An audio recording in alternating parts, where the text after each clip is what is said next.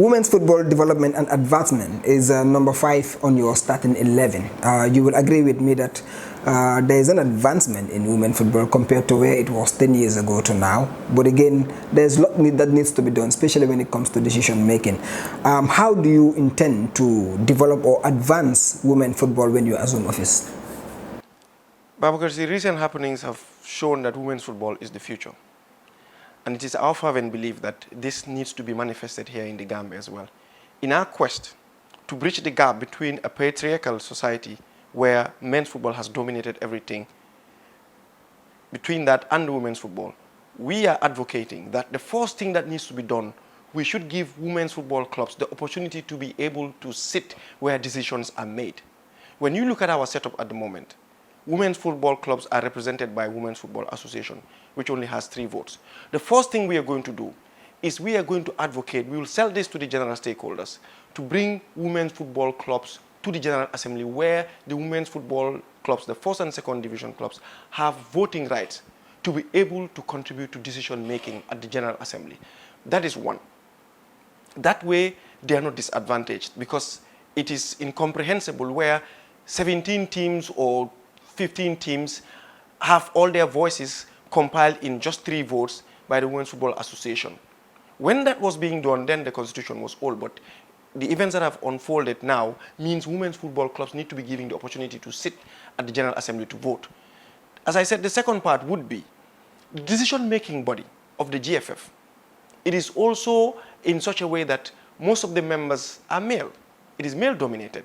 We have 2 female that the constitution has provided for, but then we are saying what we are going to do is to ensure that at the highest decision-making body, at the emergency committee level, or even the vice presidents, we want to have more women. And my team is bringing in a female vice president so that the whole world will take us serious to see that these people are not just saying they want to advance women football, but they want to include them at the highest policy-making decision level. This is what we are going to do. And we want to retool our football department in such a way that it captures the female football department in such a way they're equally represented. When they are playing, their training times and everything that they do is done according to the same approach that is given to the men. Look at the women's football leagues. The times they play, 3 o'clock. Their leagues are not even watched. We are also going to ensure that they are sold, they are marketed. You have all these programs, gender-based violence programs, you have all these fistula programs. We are going to use those things to promote that by using football. To do that, I can assure you we will make women's football marketable. Because when you do that, then people start growing interest and then they see what you want to do. We will approach the United Nations bodies and tell them some of these programs that you are selling, we can do that through football. And when you bring that, there are fundings for that. As I said, you talk about gender-based violence. You talk about the UNFPA saying they want to prevent unwanted pregnancies. You know, they talk about all these family planning programs. You're talking about, how do you call it, this fistula, female genital mutilations. They are funding for all these programs. What is a better way to market those things than bringing them into football? It reaches every corner of the country, and that is what we are going to do. We are going to embed these things into our program to advance women's football. And we will ensure that their leagues start getting almost the same amount as the men for a start. And within few years, they will be at par with the men in terms of football development, capacity building, and advancement. Well, I know you haven't, you were not specific with the exact amount as to what the male league, the female league will get. I know you've talked about 1.5 million for the male. I want to put you on the spot, but how much are we talking about roughly if you were to assume office? Because women football right now doesn't get more than 200,000 if you win the league. How much are we talking about if you... We will be able to give women's football $750,000, the winners of the league. Because if you look at the number of games they play as well, they do not play the same number of matches as the men. And they have not started being represented in CAF Champions Leagues. But that is one thing we are going to also advance. But for a start, we will ensure they get at least $750,000 because, taking care of women is a bit more complicated than men. They have more needs, especially when their monthly cycles and all these things happen.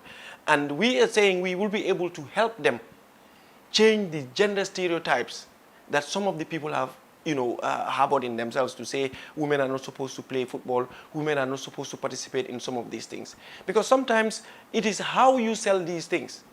And that is what we will change. And how do we do that? Is to community and fans engagement. Engage the people and educate them about some of these things that are happening. We are going to approach all these NGOs. Their programs and activities will be embedded. We can take them and synchronize them with what we are doing and do this collectively. I can tell you, we will be able to engage a lot more people and have them grow interest in the game. You cannot sell the game if it is not marketable. When you do this, people start growing interest in the game. Some people will even feel their kids are not supposed to play football. But when we do that, we would be able to give the women's football league cup winners at least 750,000, and even the FF Cup winners can go home with 500,000. I have been saying this, money spent for football must be and should be spent on football.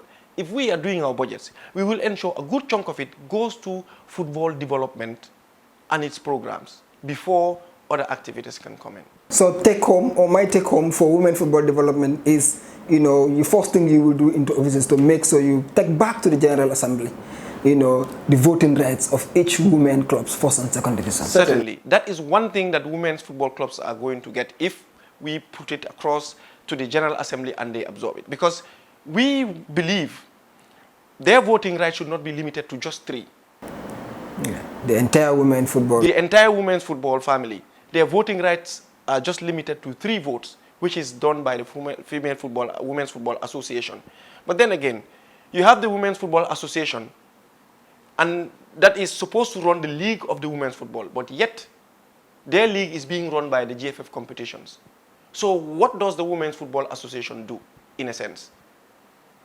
Those are some of the things we want to get rid of, all those ambiguities. And I've also said, we would ensure one of the vice presidents we will do everything possible, I should say, that one of the vice presidents becomes a woman, but then again, the president of the Women's Football Association becomes a 5th vice president. If you look at the constitution, we have a president and the 3 vice presidents. You have 4 other members, 2 who are female, 2 male, 1 whom should be a retired referee. It could even be those 2 males, that's patriarchal. It could even be a retired referee. We have Aisatu, who is a FIFA referee. It could even be her. So we are trying to make sure that these constitutional reforms take place so we get rid of all those things. That way, the 4th and 5th vice presidents positions will be given to the president of the school's football, who will now be responsible for grassroots, because that's what they're doing. And the president of the Women's Football Association is responsible for women's football. So everything that is being done in relation to women's football, she would be the focal person, and she would be the one that will bring those issues to the GFF Football Board, where decisions are made. That way the women football have equal representation at the policy-making level. And one key point, at least you can assure them of going home with 750,000 if... Certainly. Money spent for football will be spent on football, so they can go home with 750,000 for a start.